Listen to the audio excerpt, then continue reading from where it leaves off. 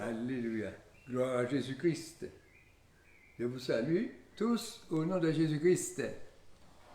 Alors, Bertrand, qui est ancien de l'Église et qui ouvre la bouche pour parler au nom de l'Éternel. Dieu donne à celui qui veut la possibilité d'ouvrir, de parler et de prêcher l'Évangile. Alors, je vous salue tous au nom de Jésus-Christ. Je vous comme à Dieu sa bénédiction pour chacun de vous et que vous soyez bénis en abondance et que vous soyez instruits dans la parole de Dieu pour la comprendre. Parce que c'est l'Esprit de Dieu qui comprend. Moi, je ne suis pas enseignant, mais je vous donne des conseils et c'est parce que Dieu voudrait que je le fasse, que je donne des conseils à l'un et à l'autre et que chacun écoute et que mette en pratique ce qui est bien pour ne pas avoir des problèmes. Parce que Dieu nous aime et il ne veut pas que nous soyons dans les problèmes, dans les difficultés. Il voudrait que nous soyons des enfants de Dieu, oui, qui soyons droits et qui marchons, qui présentons les choses bien. Parce que vous savez qu'il y a des antichrists qui viennent pour enseigner et qui donnent le mauvais enseignement. Et nous, moi, je ne vous dis pas que je vous donne l'enseignement, mais je vous donne conseil pour ce qui arrive, pour que vous puissiez comparer. Parce que vous voyez, dans le livre de Matthieu, au chapitre 5, dans le verset 17, il est dit, Jésus dit, ne croyez pas que je sois venu pour abolir la loi ou les prophètes. Je suis venu pour abolir, mais pour accomplir la loi. Car je vous le dis en vérité, tant que le ciel et la terre ne sont point, il ne disparaîtra pas de la loi un seul iota ou un seul trait de lettre jusqu'à ce que tout soit arrivé. Vous voyez, il nous donne la réplique pour que nous puissions comprendre que la loi existe. Oui, c'est vrai que les hommes portent des titres en disant que la loi, c'est pas pour nous. La loi, c'est pour les Juifs. Parce que l'homme croit qu'il n'est pas compris dans la vie de Dieu. Dans la vie de Dieu, nous sommes nous étions des païens et Jésus est venu pour nous mettre dans la partie de l'assemblée de Dieu, pour devenir enfants de Dieu et serviteurs de Dieu. Alors, c'est pourquoi, mes bien-aimés, nous sommes là devant Dieu et Dieu ne nous accuse pas. Il a établi une loi parce qu'il était obligé d'établir la loi parce qu'il y avait du désordre. C'est même pas lui qui a demandé. Oui, parce qu'il a fait ça pour établir du désordre. Parce qu'il y avait du désordre. Parce que les hommes faisaient, souvenez-vous, dans l'Égypte, quand le peuple est parti d'Égypte, il est arrivé dans la forêt, dans le désert, qu'est-ce qu'ils ont fait? Ils ont fait un veau d'or pour avoir un Dieu. Pourquoi? Parce que l'homme, ici, ne voit pas Dieu, il ne prie pas. Alors, et tous les dieux qu'il voit, il ne sait pas que ce n'est pas Dieu. Dieu ne peut pas se voir, Dieu est un esprit, c'est l'esprit de Dieu. Vous voyez, mes bien-aimés? Alors, l'esprit de Dieu qui vient en nous et qui nous dirige, et c'est parce que ce n'est pas Dieu le Dieu que l'homme a créé, parce que les hommes créent des dieux, et Dieu est très mal reçu. Je trouve ça ça fait beaucoup de peine à lui, parce qu'il n'est pas agréable. Parce qu'il n'est pas agréable pour lui que l'homme puisse faire du n'importe quoi. Mais nous allons lire un passage dans l'Ancien Testament, puisque l'homme dit aussi que l'Ancien Testament, ce n'est pas pour lui. L'Ancien Testament, y compris avec les prophètes qui portent la parole de Dieu. Nous allons prendre le chapitre 10, le chapitre 7. verset 1. La parole de l'Éternel à Jérémie de la parole fut adressée à Jérémie de la part de l'Éternel en ces mots. Ainsi parle l'Éternel des armées, Dieu d'Israël. Ajoutez vos holocaustes et vos sacrifices et mangez en la chair. Car je n'ai point parlé de vous avec vos pères et je ne leur ai donné aucun ordre. Dieu n'a pas parlé et il n'a pas donné d'ordre. Mais il y avait un Dieu et de Dieu en or qui se trouvait dans le désert parce que les hommes ont décidé qu'ils ont créé un Dieu. Le jour où je t'ai fait sortir du pays d'Égypte au sujet des holocaustes et des sacrifices. Alors les hommes, qu'est-ce qu'ils font? Ils s'amusent à créer un Dieu. Et puis ils ont fait de la danse, ils ont fait de la musique et tout pour honorer le Dieu qu'ils avaient créé. Et Dieu était en colère contre eux. Mais voici l'ordre que j'ai donné. Voici l'ordre que Dieu donne.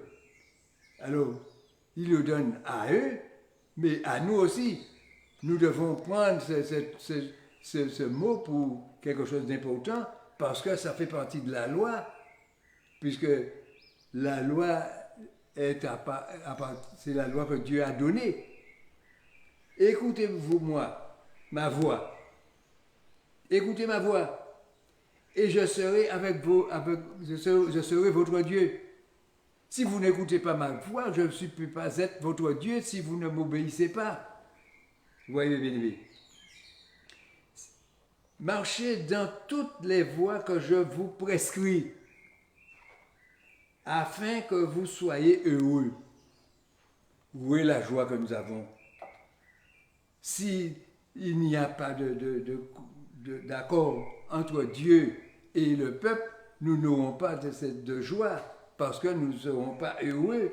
Comment pourrons-nous être heureux dans un tel comportement de la nature, de l'homme, de la vie qui est menée de tous, mes bien-aimés, parce que nous ne trouvons pas de paix alors que Dieu voudrait que nous soyons en paix. Et ils n'ont point d'écouter. Ils n'ont point prêté l'oreille. Ils ont suivi le conseil, le penchant de leur mauvais cœur. Ils ont été en arrière et non en avant. C'est pas ce que Dieu veut pour nous. Dieu veut que nous allons en avant. C'était nos pères. Mais nous, les fils, est-ce que nous avons fait mieux? Est-ce que nous faisons mieux que? C'est ça. Parce qu'il faut que nous mettons dans de droit chemin comme Dieu le veut. Dieu nous demande de nous redresser. Depuis le jour où vos pères sont sortis du pays d'Égypte jusqu'à ce jour. Vous voyez, ils n'ont point écouté. Ils n'ont point prêté l'oreille. Ils ont suivi le conseil des penchants de leur mauvais cœur. Et ils ont été en arrière et non en avant. Depuis le jour où vos pères sont sortis du pays d'Égypte jusqu'à ce jour. Ce jour, je vous ai envoyé tous mes serviteurs, les prophètes. Et j'ai envoyé les prophètes. Je les ai envoyés chaque jour et dès le matin, mais ils ne m'ont point écouté, ils n'ont point prêté l'oreille. Ils ont raidi leur cou, ils ont fait le mal plus que leur père. Si tu leur dis toutes ces choses, ils n'écouteront pas. Si tu cries vers eux, ils ne te répondront pas. Alors dis-leur, c'est ici la nation qui n'écoute pas la voix de l'Éternel, ton Dieu, et qui ne veut pas recevoir instruction. La vérité disparaît et s'est retirée de leur bouche. Alors il n'y a pas de vérité, il n'y a plus rien, vous voyez. les hommes, Dieu, qui disent serviteurs de Dieu, enfants de Dieu, disciples de Christ. Oui, mes bien-aimés. Et mes bien-aimés. Et ceux qui disent, ils sont enfants d'Abraham. Mes bien-aimés. Et qui c'est qui écoute? Qui c'est qui obéit? Qui c'est qui obéit à la loi? Parce que vous voyez que l'homme, Jésus est venu et nous a donné la vie. Il nous donne la vie, mais à condition que nous pratiquons, nous ayons la foi, premièrement, parce qu'il faut que nous ayons la foi. Si nous n'avons pas la foi, nous ne pouvons pas faire quelque chose de bien. Parce que Jésus, la loi, l'homme ne verra pas que la loi va agir en lui, parce qu'il marche selon la foi qu'il a en Jésus-Christ, parce qu'il croit en Jésus, il croit en Dieu, il croit en la vérité, il croit au Saint-Esprit, il croit que Dieu lui a donné un sauveur, qui est la personne de Jésus-Christ, et que Dieu lui a donné son esprit pour qu'il soit habité par l'Esprit de Dieu, pour que l'Esprit de Dieu puisse se conduire, puisque c'est l'Esprit de Dieu qui nous conduit. Vous voyez, dans l'Ancien Testament, il était dit que c'était la parole qui conduisait. Mais maintenant que nous sommes dans la foi, Jésus-Christ nous donne son esprit, et l'esprit est là pour nous diriger. Et si nous n'avons pas l'esprit, nous ne sommes pas enfants de Dieu. Il nous dit qu'il faut que nous ayons l'esprit de Dieu. Alors, si nous n'avons pas et ne marchons pas selon l'esprit, nous ne sommes pas enfants de Dieu. Et Dieu voudrait que nous soyons ses enfants, que nous puissions l'aimer comme lui nous aime. Parce que Dieu nous aime, Dieu veut pour nous. Vous voyez que Dieu fait toutes sortes de choses, il cherche tous les moyens pour nous sortir du piège de l'ennemi. Parce que l'ennemi nous met la vie, et c'est pourquoi que Dieu cherche à ce que nous puissions vivre selon l'esprit, vivre selon l'esprit de Dieu. Gloire. Vous voyez, nous prenons Colossiens 3, verset 10, verset 5. Colossiens 3, verset 5.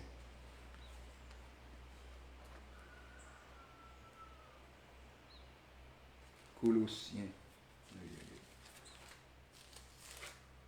Tout près.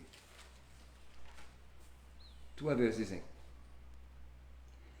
Faites donc mourir ce qui, dans vos membres, est terrestre. La débauche, l'impureté, les passions, les mauvais désirs et la cupidité qui est une idolâtrie. Faites mourir tout ça. C'est à cause de ces choses que la colère de Dieu vient sur les fils de la rébellion. C'est ainsi que vous marchiez autrefois lorsque vous viviez dans vos péchés. Mais maintenant, renoncez à toutes ces choses, à la colère, à l'animosité, à la méchanceté, à la calomnie, aux paroles équivoques qui pourraient sortir de votre bouche. Ne mentez pas les uns aux autres, vous étant dépouillés du vieil homme. Voyez, mes bien-aimés, voyez comment Dieu voudrait. Il voudrait que nous marchions dans la droiture. Pourquoi? Pour que nous puissions obtenir sa bénédiction. Où sont les miracles qui se faisaient du temps ancien? Où sont les miracles qui se faisaient du temps de Jésus, quand Jésus était sur la terre? Non, il n'y en a plus. Parce qu'on attend des miracles et les miracles ne viennent pas. Pourquoi? Parce que Dieu nous a dit qu'il n'écoute pas. Il n'écoute pas parce que quand il va parler, il n'écoute pas. Il dit ne priez pas pour les anciens. Voilà. Nous allons lire un passage dans Ecclésiaste. Ecclésiaste 4, verset 17. Prends garde. Oui, ce que Dieu dit. Prends garde. Parce qu'il y a des ennemis partout qui est là pour chercher à nous attraper et à nous mener au loin de Dieu, pour nous éloigner de Dieu. Mais nous voulons marcher avec Dieu. Si tu veux marcher avec Dieu, il faut que tu fasses ce qu'il faut. Prends garde à ton pied lorsque tu entres dans la maison de Dieu. Approche-toi pour écouter plutôt que pour offrir les sacrifices des insensés. Car là, ils ne savent pas ce qu'ils font, tous sont mal. Ce qu'ils font sont mal. Ils ne savent pas. Ils croient faire bien. Ce n'est pas ce que Dieu t'a demandé. Fais ce que Dieu t'a demandé. Il te dit de prier, de faire ta vie devant lui. Mais l'homme ne veut pas écouter. Il refuse de faire la volonté de Dieu. Et pourtant, ce n'est pas pour nous mettre dans la difficulté que Dieu nous appelle. Dieu nous appelle, c'est pour nous sauver, nous arracher de la prise du péché, parce que le péché, c'est la mort. Et Dieu ne veut pas que nous mourons. Il a établi cette pensée. Il nous a donné Jésus pour que Jésus puisse nous conduire dans la vérité, pour qu'il nous conduise dans le salut, pour nous conduire dans la bénédiction, que nous ne manquons de rien, mais que nous puissions devenir et que nous soyons sauvés, pour que nous ne soyons pas morts, mais que nous soyons vivants. Et Dieu veut nous donner la vie en abondance. Parce que la vie vient de Dieu. Mais la mort, c'est le péché qui nous emmène dans la mort. Alors quand l'homme est dans le péché, à chaque fois, il aura une malédiction qui va l'empêcher de bénéficier de la bénédiction de Dieu à cause du mal qu'il a fait. Quand il se repent, Dieu accepte la repentance et il accepte de pardonner à cause si tu veux te faire baptiser, il accepte si tu te convertis, il accepte que tu te convertis et il te donne la possibilité de vivre pour que tu puisses recevoir la vie éternelle. Mais si tu ne le fais pas, il ne pourra pas te bénir et il veut à tout prix être ton Père, oui, pour prendre soin de toi afin que tu vis longtemps et que tu vis dans la joie, dans la paix, oui, et pas dans la difficulté. Parce qu'on voit que dans le monde, il y a la difficulté, il y a la crainte partout. Aujourd'hui, les gens ont peur de vivre ensemble. Vous voyez que les hommes s'éloignent de plus en plus. Bientôt, on ne verra même pas quelqu'un qui ne va même pas vous répondre quand vous avez dit bonjour. Pourquoi? Parce que commence à s'inquiéter de la condition de notre vie maintenant. Vous voyez, mais il faut que nous cherchions nous-mêmes, pour que nous amenions Dieu dans notre vie. Ne te presse pas, le verset 5, chapitre 5, dans l'Ecclésiaste. Ne te presse pas d'ouvrir la bouche et que ton cœur ne se hâte pas d'exprimer une parole devant Dieu. Car Dieu est au ciel et toi sur la terre. Que tes paroles soient donc peu nombreuses, car si les songes naissent de la multitude des occupations, la voix de l'Éternel, de l'insensé, se fait entendre dans la multitude des paroles. C'est pourquoi Dieu voudrait que nous ne parlons le moins possible pour ne pas nous entraîner dans le mal, dans le péché. Lorsque tu as fait un vœu, voilà, qui est difficile. Lorsque tu as fait un vœu, ne tarde pas à accomplir, car il n'aime pas les insensés. Accomplis le vœu que tu as fait. Mieux vaut pour toi de ne point toi ne point faire de vœu que d'en faire un et de ne pas l'accomplir. Un vœu, les bien-aimés. Voilà. Et quand on fait un vœu, il faut qu'on l'accomplit. Mais si on ne l'accomplit pas, qu'est-ce que ça va faire? Il y aura dans notre vie quelque chose qui sera là pour nous servir de prestige, par exemple. Je prends un exemple dans le livre de Matthieu, Matthieu 19. Matthieu 19.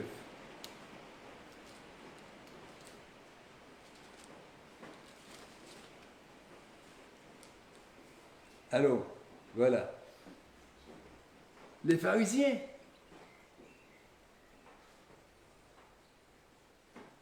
abordèrent Jésus pour l'éprouver. Il lui pose une question pour l'éprouver. Et est-il permis à un homme de répudier sa femme pour un motif quelconque? Il répudie, n'avez-vous pas lu que, voilà la réponse de Jésus, n'avez-vous pas lu que le Créateur, celui qui nous a créés, c'est Dieu qui nous a créés. C'est le Créateur. Au commencement, fit l'homme et la femme. Et qu'il dit, c'est pourquoi l'homme quittera son père et sa mère et s'attachera à sa femme. Et les deux deviendront une seule chair. Une seule chair. Ils deviendront une personne. Quelle que soit la femme ou l'homme, les deux, ils deviendront une. Et quand ils parleront ensemble. Ils s'exprimeront ensemble. Ils allons marcher ensemble. Ils vont faire pourquoi? Parce qu'ils sont devenus une même chair. Ainsi, ils ne sont plus deux, mais ils sont une seule chair. Que l'homme, donc, ne sépare pas ce que Dieu a joint. C'est impossible de se séparer. Voilà ce que la Bible dit.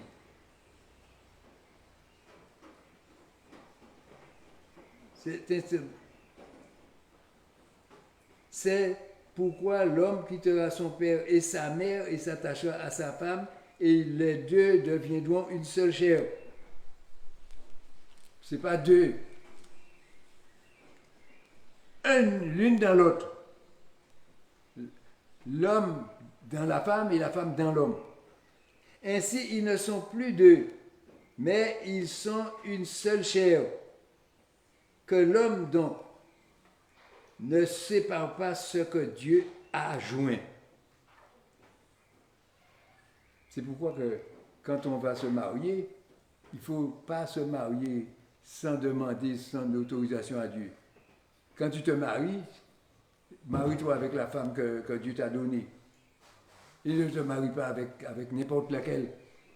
Eh bien, si tu ne sais pas laquelle, voici ce que tu dois faire. Tu dois demander à Dieu. Parce que Dieu, c'est lui le créateur. Il a créé la femme, l'homme et la femme, et il les a mis ensemble. Mais quand il y a plusieurs hommes, plusieurs femmes, l'homme veut trier pour trouver la plus belle, la plus gentille, la plus présentable. Vous voyez, parce que c'est l'homme qui va demander à la femme de se marier. C'est l'homme qui va demander la main de la femme chez son père et qui va la prendre sous sa responsabilité. Et il faut qu'il apprenne à machin. Il fait un vœu. Quand on lui dit, combien de temps que tu vas te marier? Ah, c'est pour la vie. Parce que moi, j'ai vécu 64 ans avec mon épouse. Et aujourd'hui, si je n'ai pas d'épouse, c'est parce que mon épouse, elle est morte. Vous voyez? Vous voyez? Alors, voilà que 64 ans, quand même, c'est deux ou trois années, quelques années que j'ai vécu avec elle. Alors, moi, je dis que c'est possible que l'homme puisse vivre ensemble. Pourquoi il n'arrive pas à vivre ensemble? Que l'homme, donc, ne sépare pas ce que Dieu a joint. Pourquoi donc lui dit-il? Alors, eux, ils cherchent encore une occasion pour demander. Les pharisiens l'abordèrent et ils dirent pour l'éprouver. Alors Jésus, pourquoi donc, leur dit-il, Moïse a-t-il permis de donner à la femme une lettre de divorce et de la répudier? Il leur répondit, vous savez pourquoi Moïse a fait ça? C'est à cause de la dureté de votre cœur que Moïse vous a permis de répudier vos femmes. Le cœur de l'homme. Dieu même a vu que le cœur est mauvais. Il a même demandé à l'homme, donne-moi ton cœur parce qu'il veut changer le cœur pour moi qu'il veut te donner. Je vais prendre le cœur de fer que tu as, le cœur de pierre que tu as, et je vais te donner un cœur de chair, un cœur attendri. Alors c'est pourquoi Dieu dit, quand tu pries, demande à Dieu un cœur. Et comme ça, tu vas voir que les choses différemment et tu ne seras plus dans à faire des choses qui sont contraires à la volonté de Dieu. Parce que Dieu, la volonté de Dieu, c'est que tu te maries avec ta femme et que vous vivez jusqu'à la mort. Puisque lorsque nous faisons un vœu pour dire c'est jusqu'à la mort que je le fais. Oui, bien aimé. Et c'est pourquoi que Dieu voudrait que nous puissions le faire parce qu'après nous allons payer les conséquences de l'adultère. Parce qu'il dit, Moïse a-t-il permis de donner à la femme une lettre de divorce et de la répudier? Il leur répondit, c'est à cause de la dureté de votre cœur que Moïse vous a permis de répudier vos femmes. Là, c'est une mauvaise position, vous voyez le cœur mauvais, le cœur méchant. Et là, on voit bien que c'est une méchanceté, ça. Parce que lorsqu'on est séparé, quel que soit l'homme ou la femme, parce que la femme aussi, quand elle veut s'en aller, elle divorce aussi pareil. Et elle divorce et puis elle va se marier avec un autre. Mais il dit bien, au commencement, il n'en était pas ainsi. Mais je vous le dis, que celui qui répudie sa femme, sauf pour infidélité, et qui en épouse une autre, commet un adultère. Et quand tu commets un adultère, la femme qui a été divorcée, de Matthieu 5, vous allez voir,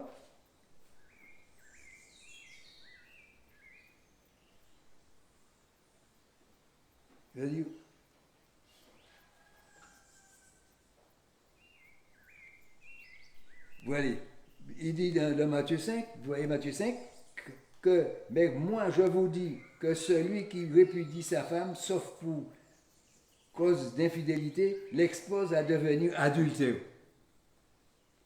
Et que celui qui épouse une femme répudiée commet un adultère.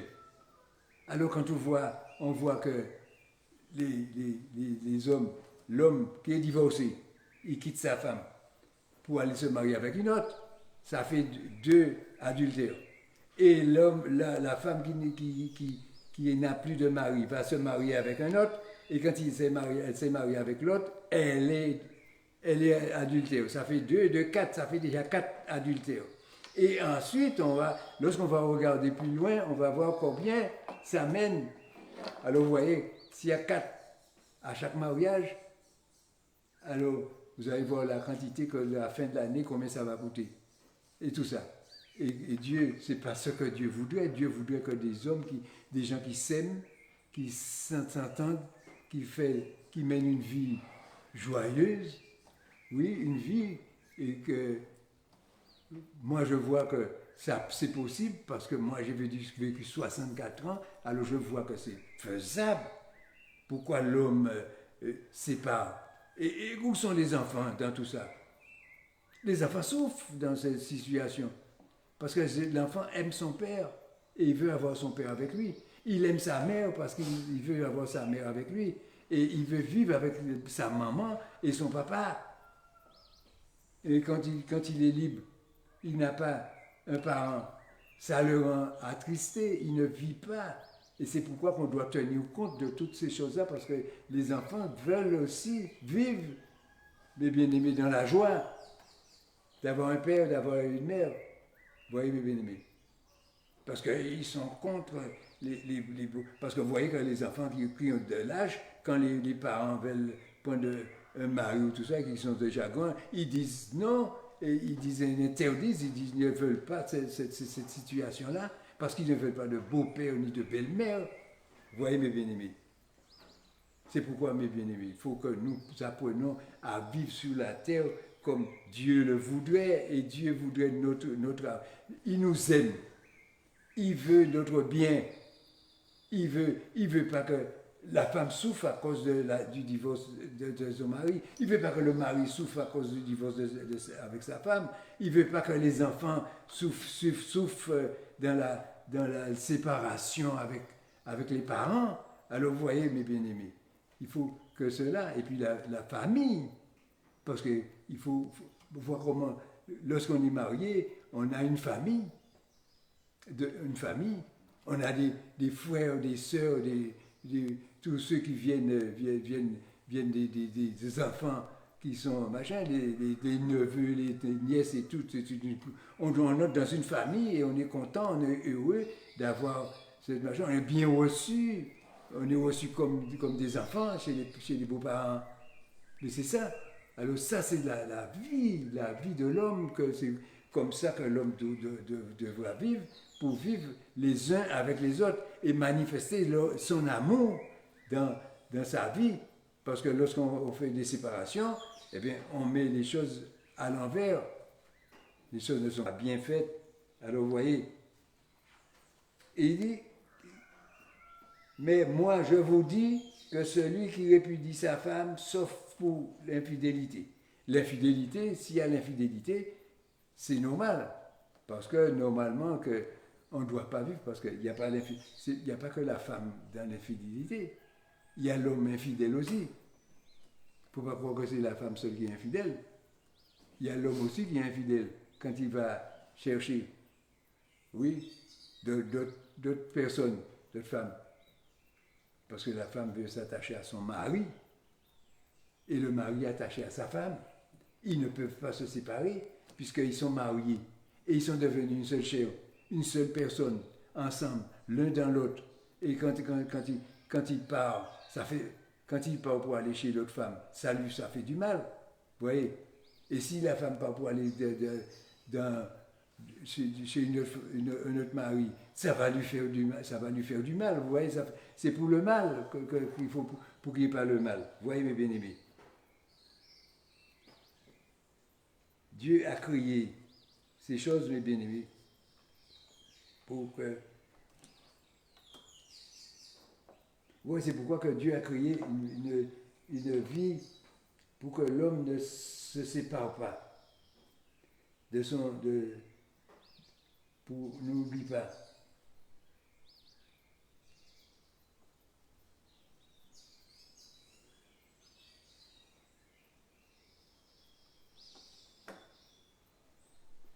Alors vous voyez, c'est pourquoi Dieu voudrait pour nous que nous ayons, mes bien-aimés, cette attitude.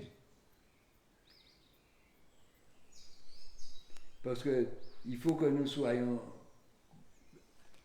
convenables, que nous faisons ce qui est bien. Parce que lorsque nous faisons ce qui est mal, c'est que nous publions des choses. Quand nous péchons, mes bien-aimés, nous attirons la malédiction. Et nous faisons que chaque malédiction, il y a un châtiment. Alors, c'est pourquoi qu'il faut essayer de faire ce qui est bien, pour que Dieu puisse nous donner toutes sortes de bénédictions. Alors,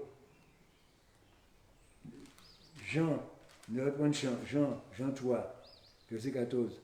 Jean 3, verset 14. Verset 14. Et comme Moïse éleva le serpent dans le désert, il faut même que le Fils de l'homme soit élevé afin que quiconque croit en lui ait la vie éternelle. Car Dieu a tant aimé le monde qu'il a donné son Fils unique, afin que quiconque croit en lui ne périsse point, mais qu'il ait la vie éternelle. Dieu n'a pas envoyé, en effet, n'a pas envoyé son Fils dans le monde pour qu'il juge le monde. Vous voyez, il n'y a pas de jugement. Dieu, partout où nous passons, dans tout ce toutes les malédictions, tout ce qui est là, on voit bien que Dieu ne fait pas de pression sur personne pour dire pourquoi tu as fait ci, pourquoi tu as fait ça, ou bien il te dit que je veux te condamner pour ça, pour ceci, pour cela. Tout est écrit d'avance, et quand tu as un châtiment, c'est pas Dieu qui vient te dire tu as un châtiment, tu as telle chose. C'est le péché qui attire la malédiction. C'est pas ni Dieu ni personne qui le fait. Et la malédiction vient vers toi à cause de ce que tu as créé. Parce que tu as créé du mal, tu obtiens le mal. Si tu fais du bien, tu vas obtenir le bien. Alors, il a tant aimé le monde qu'il a donné son Fils unique afin que quiconque croit en lui ne périsse point, mais qu'il ait la vie éternelle. Dieu, vous voyez que c'est pour la vie que Dieu nous donne Jésus-Christ. Et Jésus-Christ a accepté de le faire, mes bien-aimés, par amour pour nous. Il nous aime. Il ne veut pas le mal. Il ne veut pas que nous souffrons. Il ne nous fait pas de reproches que nous avons fait. La seule chose qu'il nous demande, voici les commandements, voici ce que je dis, ce que Dieu dit, ce que Jésus dit. Fais-toi baptiser, repens-toi. C'est le message que Jésus a donné aux disciples. Repens-toi et fais-toi baptiser pour le pardon de tes péchés et convertis-toi pour que tu deviennes une nouvelle créature, que tu apprennes à vivre autrement que vivre dans le péché, dans la chair. Vous voyez, mes bien-aimés. Et il dit, fais mourir la chair.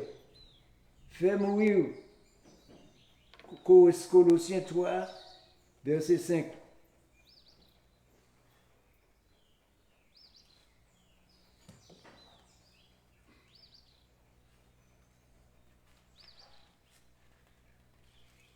Colossiens 3, verset 5. Donne-moi. 3, verset 5. Il dit, faites donc mourir ce qui dans vos membres intéresse. Alors on va voir ce qui intéresse, ce qui est dans nos membres. Parce qu'il faut débarrasser de tout ça. La débauche, l'impureté, les passions, les mauvais désirs et la cupidité qui est une idolâtrie. C'est à cause de ces choses que la colère de Dieu vient sur le fils de la rébellion. C'est ainsi que vous marchiez autrefois lorsque vous viviez dans ces péchés. Mais maintenant, renoncez à toutes ces choses, à la colère, à l'animosité, à la méchanceté, à la calomnie, aux paroles équivoques qui pourraient sortir de votre bouche. Ne mentez pas les uns des autres, vous étant dépouillés du vieil homme et de ses œuvres. Oui. Voici ce que l'homme doit faire pour qu'il le panne. Pourquoi? Et Dieu, non seulement Dieu nous donne son aide, parce que lorsque tu viendras à Jésus-Christ, lorsque tu seras repenti, parce que c'est ce qui te reconnaît que tu as péché contre Dieu et que tu as fait mal, et que ce mal t'a attiré aussi une malédiction qui t'empêche de vivre ta vie. Tu vas lui demander de doter ce péché en toi et tu vas te rendre compte que tu es en bonne santé, tu es libre, tu reçois. Et il va te dire, c'est ainsi que tu marches, c'est comme ça que tu marchais autrefois, mais maintenant voici comment tu vas marcher. Sans ces choses-là, tu vas éliminer la chair dans ta vie. Parce que s'il y a quelque chose qui est terrible pour l'homme, c'est le péché de la chair. Parce que l'homme vit, mes bien-aimés, mais il pense à vivre dans la chair. Alors que Dieu te donne son esprit pour que tu vis dans l'esprit en Jésus-Christ. En Jésus-Christ, si tu vis en Jésus-Christ, tu es fils de Dieu. Tu reçois l'esprit de Dieu et l'esprit de Dieu te conduit. Alors, tu vois ce qui arrive. Fais mourir ces choses en toi. C'est toi qui dois prendre la décision. Vous voyez? C'est pas moi, tu vas me dire, plus pour moi pour telle chose. Mais toi, tu dois mettre ta vie à la disposition de Dieu pour pouvoir obtenir la satisfaction et pour que le péché puisse aller au loin de toi. Loin de toi. Galates 5, verset 16. 5, 16, Galates. C'est ce que ça donne. 5, 16, qui dit, je dis donc, marchez selon l'esprit, et vous n'accomplirez pas les désirs de la chair. Alors ce qu'il faut, mes bien-aimés, vous voyez, marcher selon l'esprit. Comment il faut faire? Il faut, mes bien-aimés, commencer à éliminer la chair dans ta vie. Parce que la chair ne t'emmène pas loin. La chair te conduit dans les péchés. Parce que la chair veut que tu meurs avant l'heure.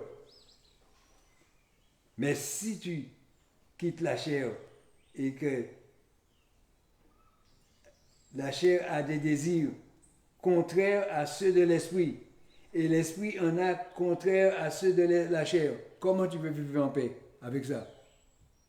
Parce que tu as dépensé, tu t'empêches de dormir, tu t'empêches de vivre, parce que tu es obligé de vivre dans une vie difficile.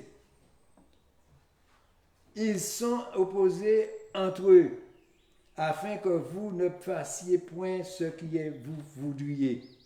Si vous êtes conduit par l'esprit, vous n'êtes point sous la loi.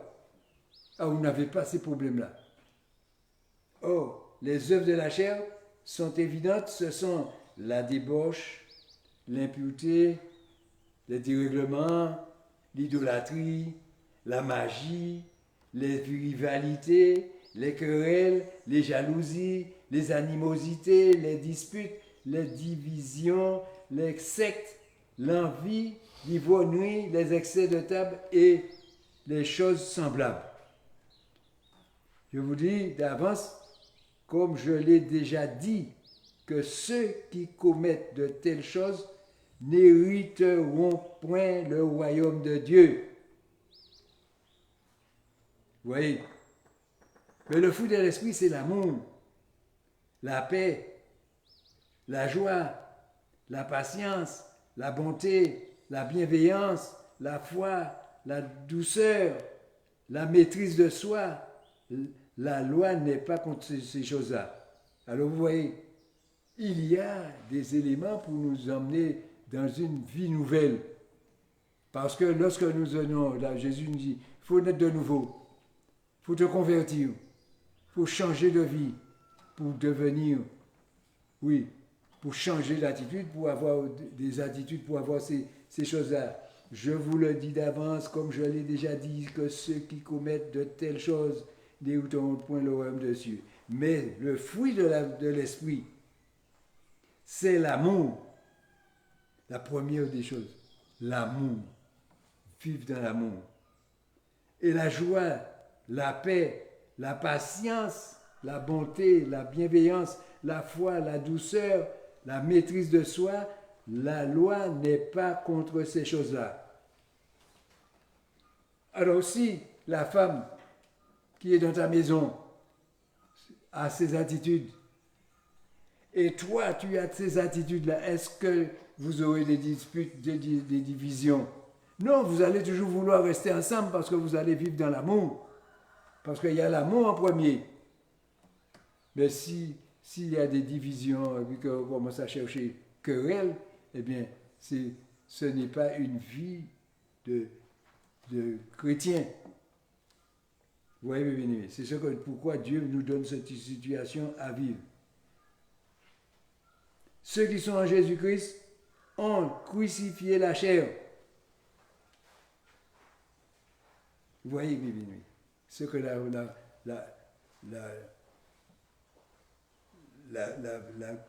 la vie de Christ, ce que l'engagement de Christ a fait, c'est ceux qui sont à Jésus-Christ ont crucifié la chair. Parce qu'ils n'ont plus des problèmes de péché de la chair. Avec ses passions et ses désirs, si nous vivons par l'Esprit, marchons aussi selon l'Esprit. Et nous serons bien. Et vous savez que Dieu, et que ce que Dieu a fait, s'il fallait abolir, mettre cette histoire de la chair pour partager la chair et nous.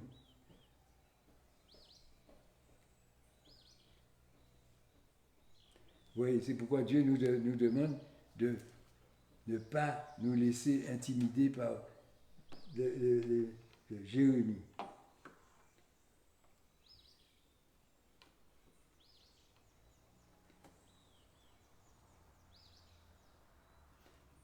Et 1 Corinthiens 7. 1 Corinthiens 7, verset 3. Voilà. Pour verset 3.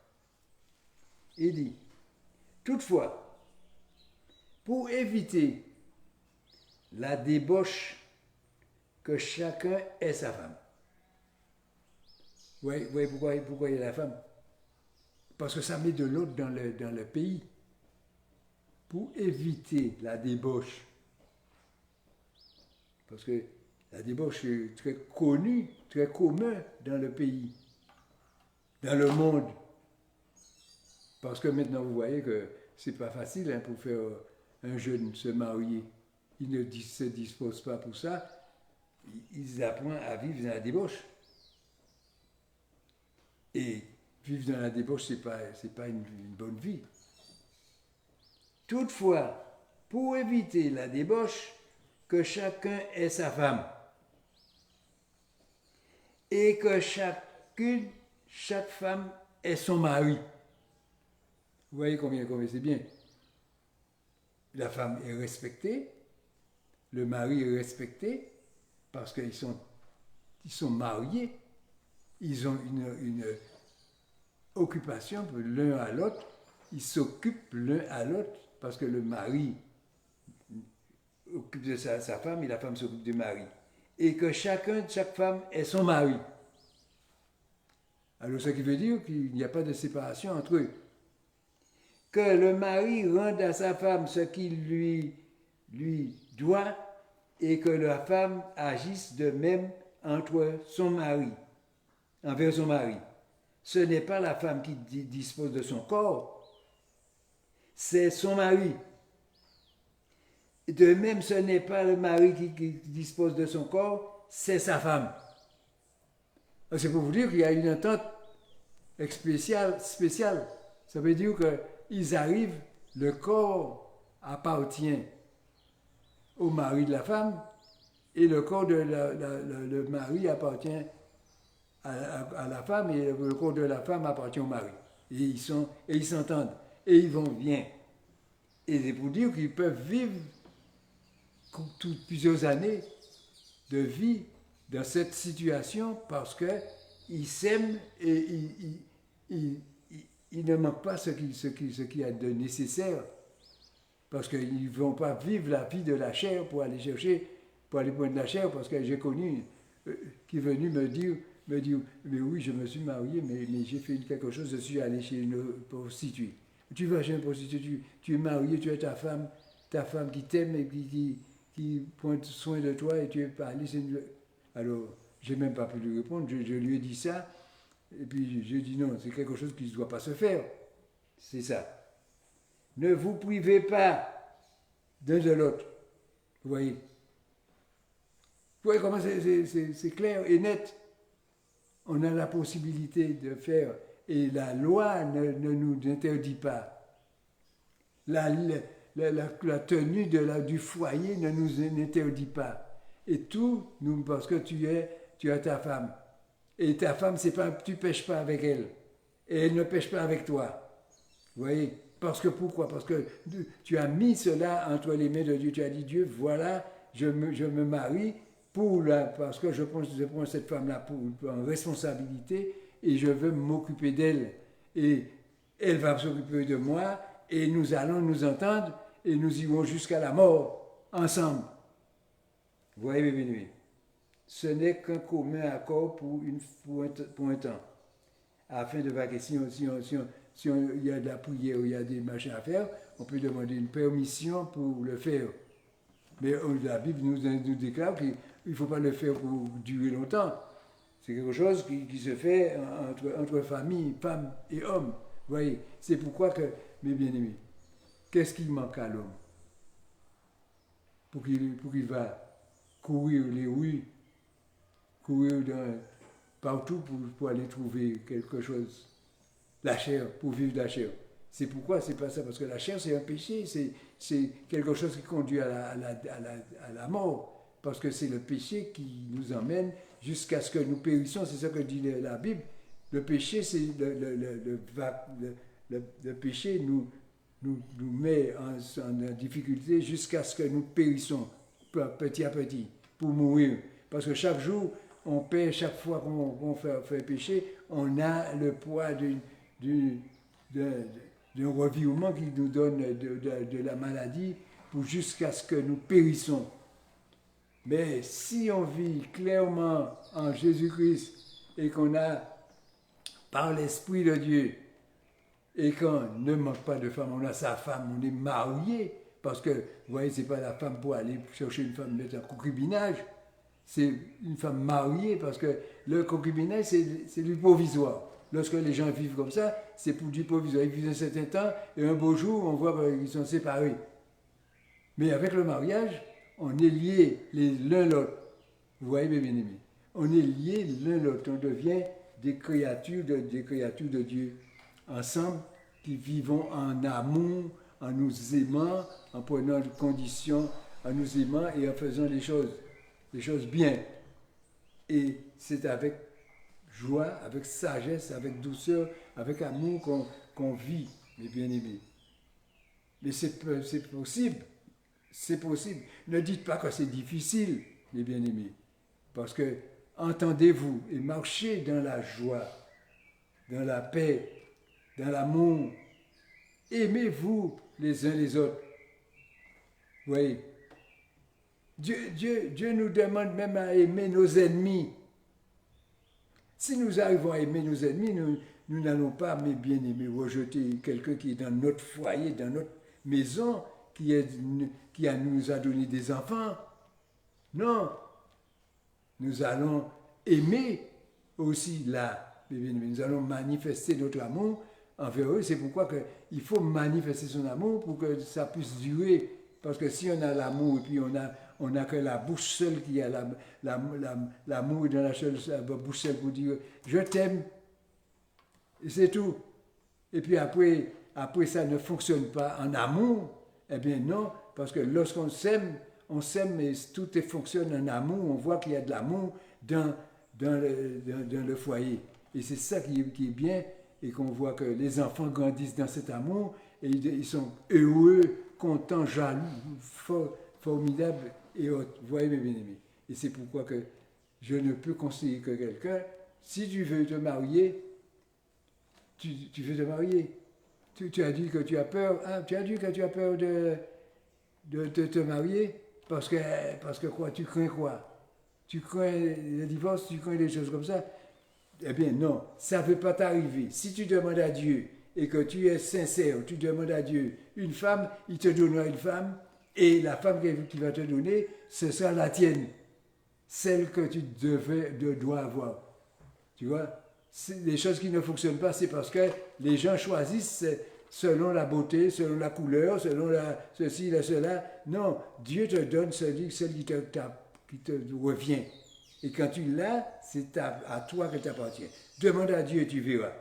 Alors, tu veux te marier, la meilleure vie qu'il y a, mais bien, mais ce n'est pas le concubinage. La meilleure vie qu'il y a, c'est vivre en amour dans son foyer avec sa femme et ses enfants. Et on peut vivre jusqu'à la mort comme ça. Aujourd'hui, je ne peux pas dire la même chose puisque mon épouse, elle est décédée il y a 1 an. Eh bien, je tiens parce que je dis non, il faut vivre. Oui, mes bien-aimés. Et c'est pourquoi voudrais que les jeunes, parce qu'il y a beaucoup de jeunes, j'ai vu beaucoup de jeunes qui ne pensent pas à se marier, ils vivent leur vie et ils ne veulent pas se marier. Alors, ce que je souhaite, c'est qu'ils prennent cette décision pour se marier et vivre, mes bien-aimés, en amour, parce qu'il n'y a pas de plus belle vie pour l'homme que d'avoir un foyer qui est en sécurité, qui tient avec joie, avec l'amour, mes bien-aimés. Alors c'est pourquoi je vous souhaite de tenir ferme.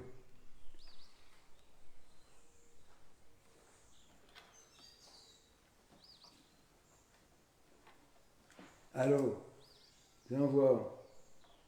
Qu'est-ce que j'ai pas vu là, Éphésiens, Galates 5. Galates 5.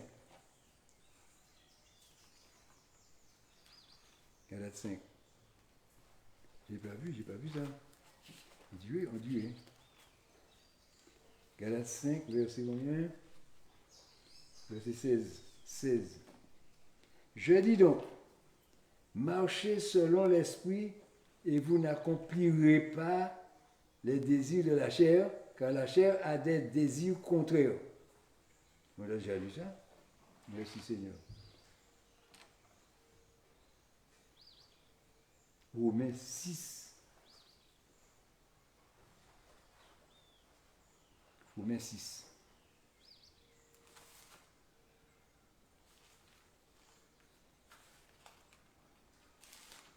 Donne-moi Romains 6. Romains comme il est. Si c'est Romains 6, verset 23, 22, c'est là. Voilà, verset 22. Il dit, mais maintenant, étant affranchi du péché et devenu esclave de Dieu, puisqu'on est attaché à Dieu, vous avez pour fruit la sainteté. Ah, voilà. Vivre dans la sainteté. Voilà ce que Dieu veut. Vivre dans la sainteté pour fin la vie éternelle. Et pour fin la vie éternelle. Alors, on cherche à obtenir la vie éternelle en Jésus-Christ, car le salaire du péché, c'est la mort. Vous voyez, pourquoi il faut que nous prenions des distances avec ce système-là, le péché qui nous conduit à la mort. Mais le don de gratuit de Dieu, c'est la vie éternelle. En Jésus-Christ, notre Seigneur. Voici la vie éternelle en Jésus-Christ. Cherchons à vivre en Jésus-Christ. Si tu vis en Jésus-Christ, eh bien, tu as la possibilité de vivre longtemps parce que Jésus-Christ va te tenir dans sa vie et tu vivras avec Jésus le plus longtemps possible. Et tu vivras joyeusement, en bonne santé et convenablement. Si tu es malade, tu as l'autorisation de demander la guérison. Et Dieu te guérit. Qu'est-ce que tu manques? Vous voyez, mes bien-aimés. Alors c'est pourquoi, maintenant, étant affranchi du péché et devenu esclave de Dieu, vous avez pour fruit la sainteté pour la fin de la vie. C'est pour vivre dans la sainteté que Dieu nous conduit. Dieu ne nous conduit pas, il ne veut pas que nous vivons dans le péché, parce que le péché a déjà fait du désastre, la mort, vous voyez, à cause de d'un veau d'or. À cause d'un veau d'or, 3000 personnes ont été enterrées vivantes. La mort est arrivée sur eux sans qu'ils se rendent compte. Et ils ont été enterrés vivants dans le désert. Alors vous voyez, c'est pourquoi Dieu voudrait que nous vivons. C'est parce qu'il veut que nous vivons. C'est pourquoi il cherche la vie pour nous, la vie qu'il veut nous donner. Alors il n'y a aucune condamnation pour ceux qui sont en Jésus-Christ. Si tu es en Jésus-Christ, tu n'as plus de condamnation. La loi n'a pas de pouvoir sur toi. La seule chose que tu as la foi, tu crois en Dieu, et quand tu demandes à Dieu quelque chose, il te le donne parce que c'est ce que Dieu nous l'a promis. Si tu demandes ce que tu as demandé, je te le donne. Parce qu'il agit pour toi. Mais il n'agit pas pour les pécheurs. Parce que, vous voyez, nous avons lu dans les péchés, dans Jérémie 11. Je vous lis Jérémie 11 un petit peu, pour voir. Parce qu'il faut regarder les prophètes. Les prophètes aussi ont parlé parce que Dieu a donné aux prophètes la parole. Jérémie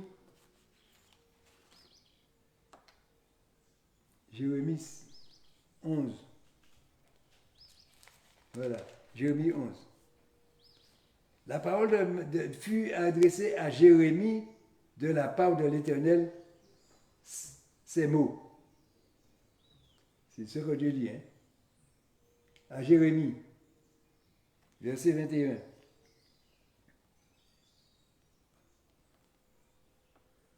Verset 1 à 14. Écoutez la parole de cette alliance. Écoutez la parole de cette alliance.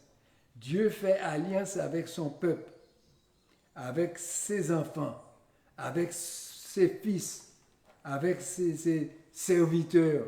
Il fait alliance. Il ne fait pas, mes bien-aimés, de distance. Il ne met pas chacun de celui-là d'un côté, de l'autre, de l'autre. Tous, nous avons les mêmes droits. C'est pourquoi il nous fait de nous des enfants pour avoir les mêmes pouvoirs, mes bien-aimés. C'est-à-dire que nous n'avons pas les mêmes dons, mais chacun a un don que Dieu donne. Et avec ce don qu'il nous donne, nous sommes son serviteur. Nous sommes obligés de le servir à son service. Écoutez la parole de cette alliance et parlez aux hommes de Juda et aux habitants de Jérusalem. Dis-leur, ainsi parle l'Éternel, le Dieu d'Israël. Maudit soit l'homme qui n'écoute point les paroles de cette alliance. Tu ne veux pas écouter? Et il veut te donner une alliance de bonté, d'amour, que j'ai prescrite à vos pères, le jour où je les ai fait sortir du pays d'Égypte. Dieu fait une alliance. De là des fournaises de fer, en disant, écoutez ma voix, et faites tout ce que je vous ordonnerai. Alors vous serez mon peuple et je serai votre Dieu. Et j'accomplirai le serment que j'ai fait à vos pères, de leur donner un pays où coule le lait et le miel. Comme vous le voyez aujourd'hui, je répondis, Amen.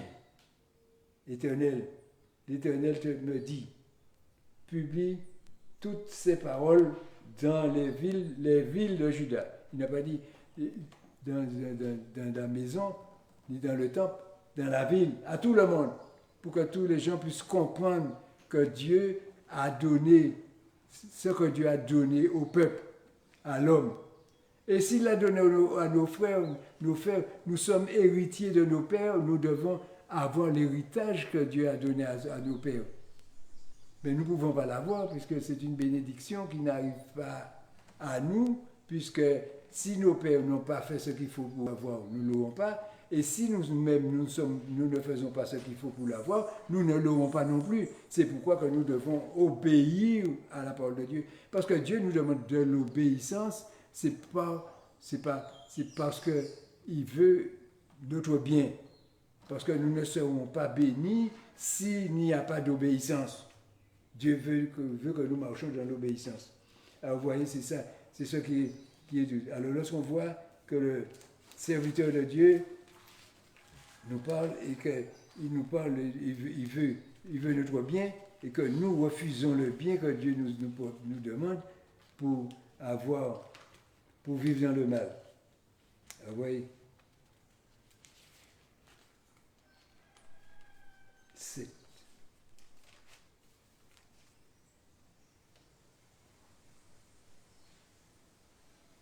Écoutez, annoncez ceci à la maison de Jacob, publiez-le en Juda.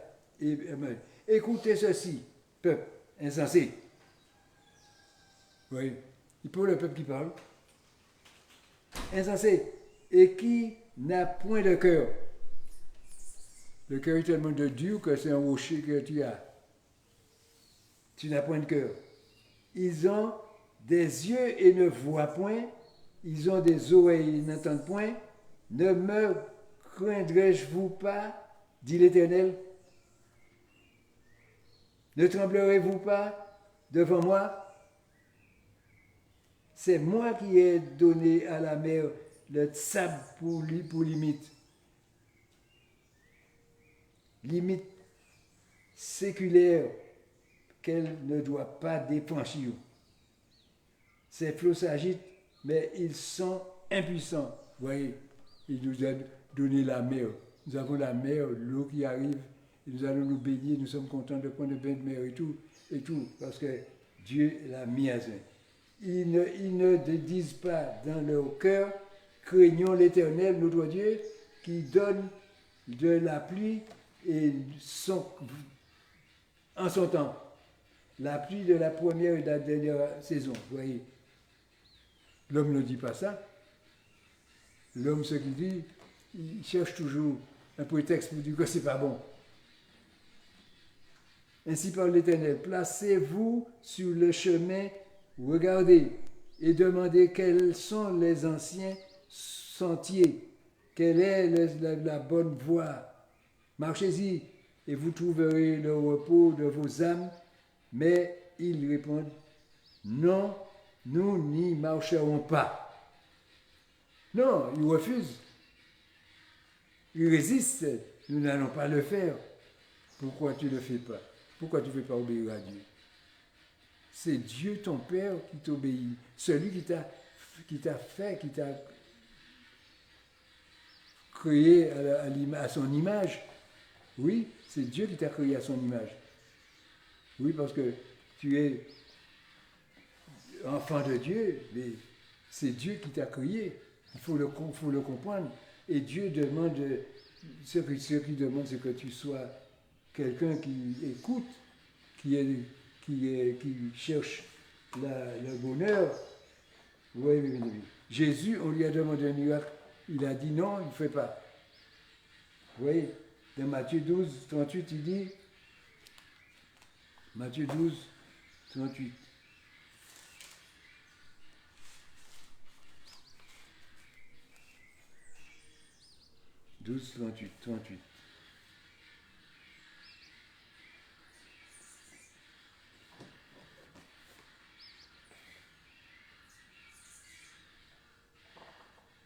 Et alors, quelques-uns des scribes et pharisiens prirent la parole et dirent, Maître, nous voudrions te voir faire un miracle.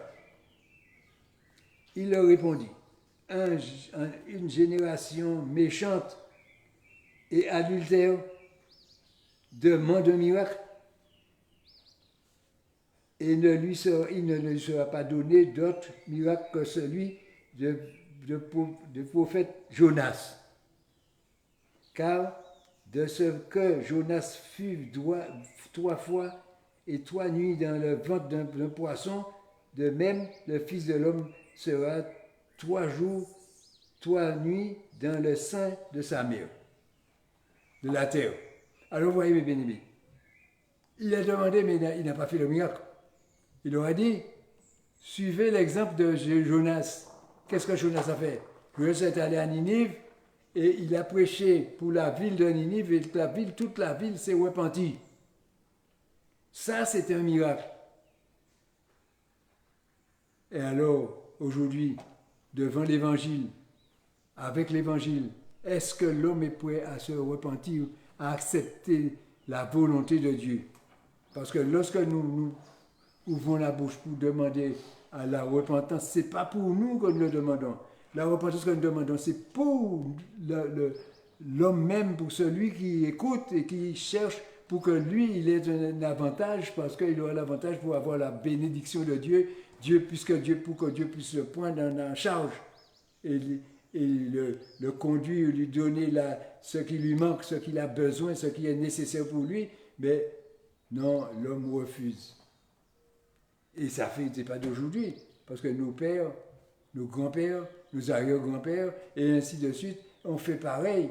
Ils ont toujours resté loin de Dieu, alors que Dieu dit, approche-toi de moi, et moi je m'approcherai de vous.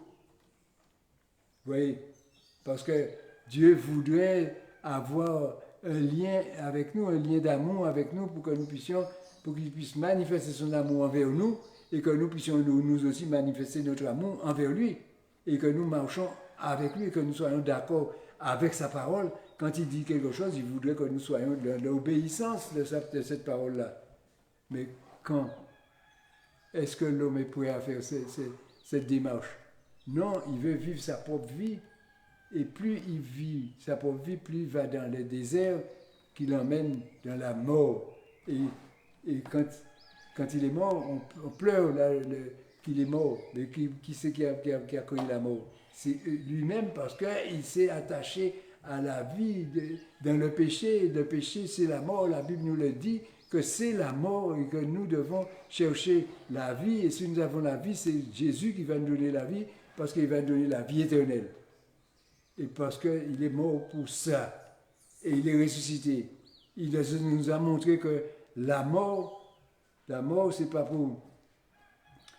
pour se perdre, mais aussi, si nous mourons comme lui, il est mort, parce que nous allons mourir pour le péché, parce que le péché, la loi n'aura pas de pouvoir sur nous, et nous allons ressusciter pour vivre dans l'esprit avec Jésus-Christ. Et pourquoi l'homme ne veut pas ça? Pourquoi? Parce qu'il est attaché à la chair, et il croit que la chair va le sauver. La chair ne le fera pas.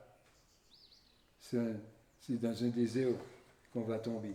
Et c'est pourquoi il faut que nous apprenions à faire la volonté de Dieu, marcher selon la vérité de Dieu. Vous voyez que Dieu, c'est pour la débauche, vous voyez, pour le mariage. Parce qu'il y a beaucoup qui disent, ah ouais, non, moi j'ai peur de me marier, j'ai ceci, j'ai cela, je n'ai pas envie de me marier. Non, mais s'il y a une meilleure chose, c'est la chose la plus simple pour l'homme, c'est de se mettre, de se mettre en accord avec sa fiancée et se marier et vivre ensemble et manifester l'amour, et que l'amour soit manifesté d'un côté et de l'autre, et qu'on voit comment on vit avec l'amour dans sa vie, comment c'est joyeux, c'est formidable de mener cette vie-là. Oui. Et vivre dans le respect l'un de l'autre. Parce que l'homme doit respecter sa femme et sa femme doit respecter le mari. Mais si c'est pour faire de la débauche, alors là, ça, c'est pas bien. Parce que avec la débauche, ça amène toujours des querelles, de mauvais sentiments et tout. Il faut que nous puissions nous respecter l'un l'autre et faire ce qui est bien. Parce que lorsque les hommes qui vivent leur vie charnelle, eh bien, ils n'entendent pas, ils ne tiennent pas compte de ce que ça coûte aux autres. Vous voyez, mes bien-aimés. Alors c'est pourquoi il faut que nous réglons à faire les choses bien, à manifester notre amour. Oui, vous voyez, c'est ça, la vie de l'homme. L'homme cherche à faire le bien. Alors c'est pourquoi, mes bien-aimés, il faut faire mourir ce qui ne veut pas. Vous voyez, Éphésiens 5, verset 1, 5. Je vais vous donner celui-là quand même, avant de partir. Éphésiens 5.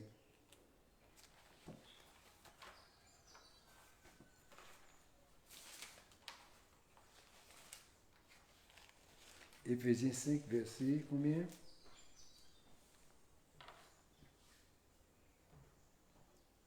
Éphésiens 5, verset 1.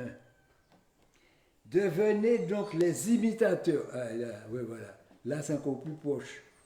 Devenez donc les imitateurs de Dieu comme des enfants bien-aimés.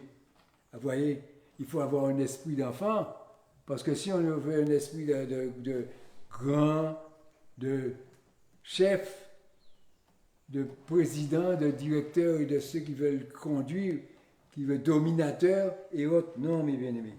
On vient avec un esprit d'amour. Devenez donc les imitateurs de Dieu comme des enfants bien-aimés.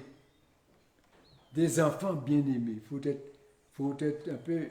Parce que vous voyez, tous ceux qui viennent à Christ, Christ n'a pas choisi des disciples qui étaient intelligents, qui étaient connaisseurs de quelque chose. Non, il a choisi des gens qui pêchaient des poissons, qui faisaient pour vivre, et puis qui, machin, il a choisi des ouvriers, des gens ordinaires qu'on ne connaissait pas, et il a établi ces hommes-là, et puis c'est eux qu'il a donné, il les a instruits, et après il les a donné la parole, et il leur a dit, allez porter la bonne nouvelle.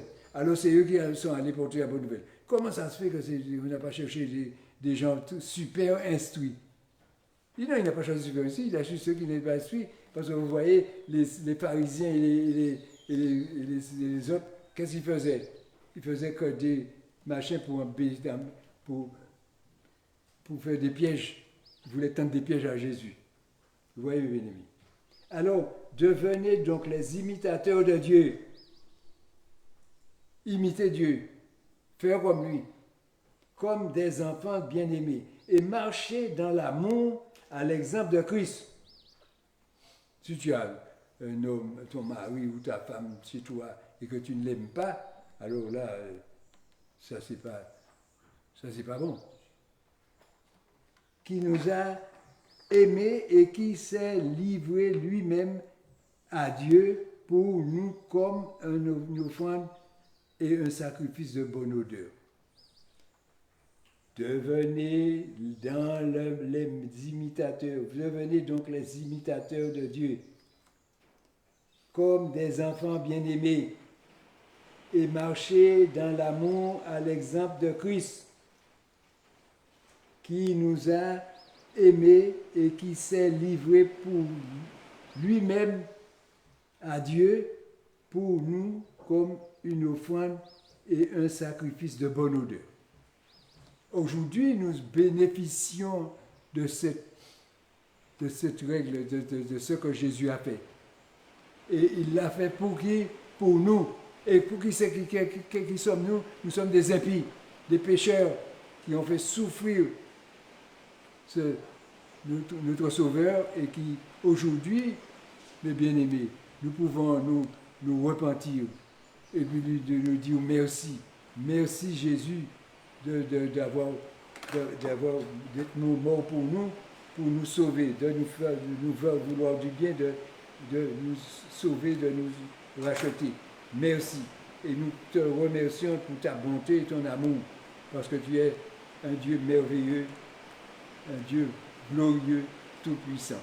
Seigneur, bénis tous ceux et toutes celles qui ont écouté en ce jour cette parole. Seigneur, agis pour eux, Seigneur mon Dieu, afin qu'ils prennent bien ta parole, nous bien-aimés, pour que ta parole puisse les conduire dans la bonne voie, Seigneur, afin qu'ils fassent ta volonté et qu'ils soient bénis. Chacun reçoit ta bénédiction et que, mon Dieu, tous ceux qui te demandent agis pour eux, afin qu'ils soient bénis au nom puissant de Jésus-Christ. Merci Seigneur, merci pour chacun de nous, au nom de Jésus-Christ. Amen.